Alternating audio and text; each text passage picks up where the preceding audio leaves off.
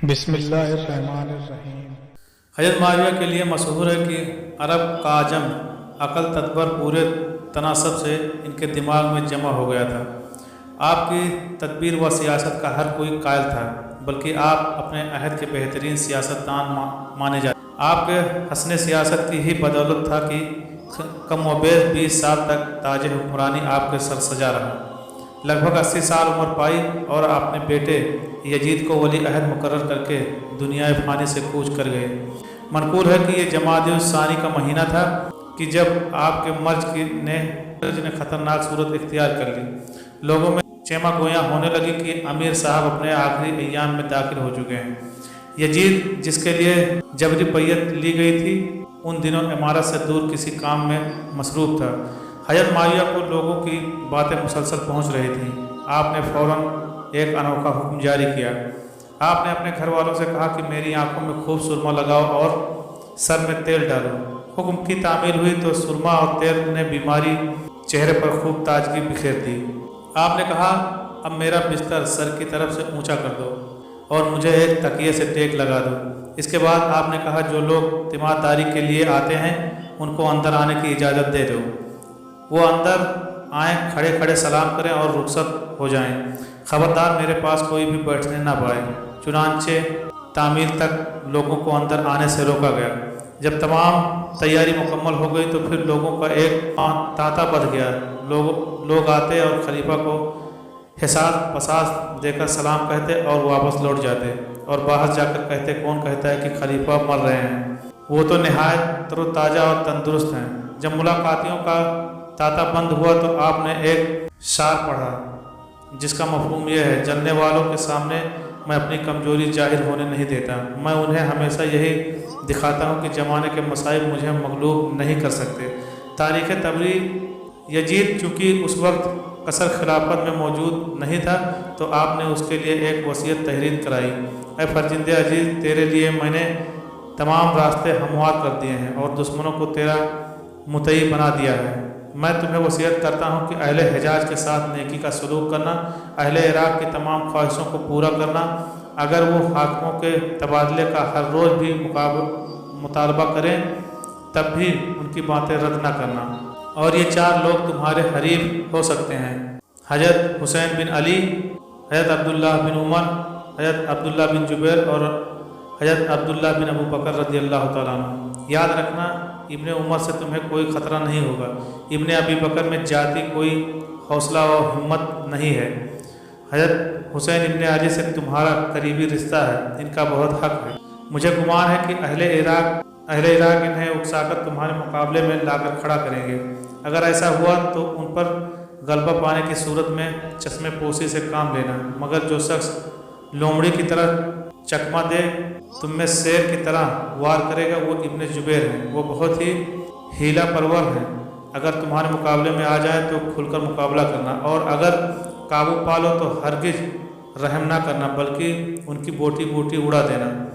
مورخین نے بیان کیا ہے کہ آخری عمر میں آپ کو سخت سردی محسوس ہوتی تھی اور جب آپ لباس پہنتے یا کسی بوجھل چیز سے اپنے آپ کو ڈھانکتے تو وہ آپ کو غمگین کرتی۔ بس آپ نے اپنے لیے پرندوں کے پوٹوں کا کپڑا بنوایا، بعض اجزاء وہ بھی آپ کے لیے بوجھل ہو گیا اور آپ اس میں بھی راحت محسوس نہ کرتے تھے۔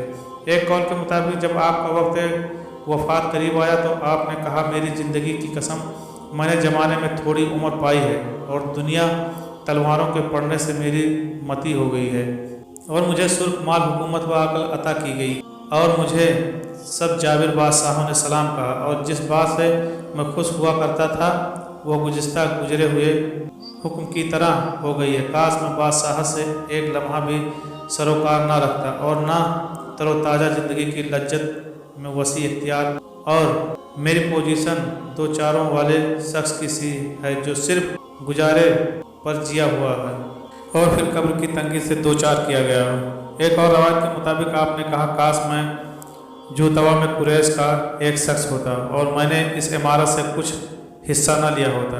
ایک اور روایت جو حافظ ابن کثیر علیہ الرحمہ نے نقل کی ہے کہ جب آپ کی وفات کا وقت قریب آیا تو آپ کے اہل خانہ آپ کو الٹنے پلٹنے لگے، تو آپ نے انہیں کہا کہ تم کس شے کو الٹ پلٹ رہے ہو؟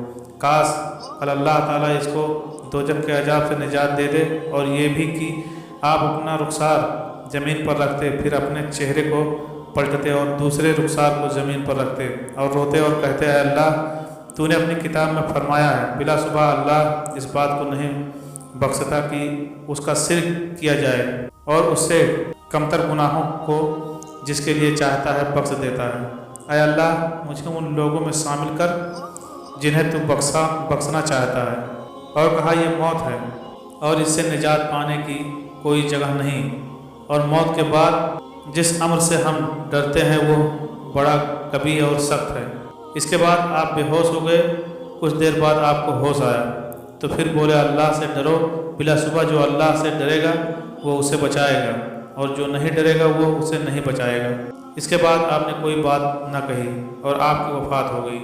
वफ़ात के बाद सबसे पहले जिहाक बिन कैस ने मिंबर पर चढ़कर लोगों से खिताब किया और कहा, ये अमीर का कफन है, आगाह रहो, वो फौत हो चुके हैं, हम उन्हें इसमें लपेटने वाले हैं और उन्हें उनकी कब्र में दाखिल करने वाले हैं और इनके अमल के दरमियान अलग हो जाने वाले हैं।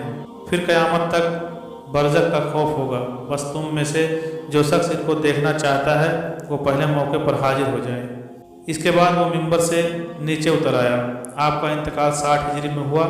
एक कौल के मुताबिक यजीद ने आपकी नमाज जनाजा पढ़ाई, मगर अक्सरियत की राय यही है कि यजीद आपकी वफ़ात के वक्त हवारैन में था और आपकी नमाज जनाजा अल-जिहाक बिन कैस ने पढ़ाई और आपको दफन कर दिया गया। आपकी तदफीन की जगह में भी इख्तिलाफ है। बाज़ कहते हैं कि आपको अल-हज़रा में दफन किया गया और बाज़ों के नज़दीक बाबू सगीर के कब्रिस्तान में दफन किया गया। आप खुलफाए राशिदीन के बाद इस्लाम के ताकतवर तरीन हुक्मरान हुए। आप ही इस्लाम के सबसे पहले हुक्मरान थे कि जिनका नाम सरकारी दस्तावेज़ों, स्कूलों और कुतुबों पर कुंदा हुआ। आपका शुमार कातबीन वही में होता है और आपके हक़ में बेशुमार रवायत मौजूद हैं। दुआ है अल्लाह पाक इनकी मरकत पर करोड़ों रहमतों का नज़ूल फरमाए। अल्लाह आपको और हमारा हामी व नासिर हो, आमीन या रब्बुल आलमीन।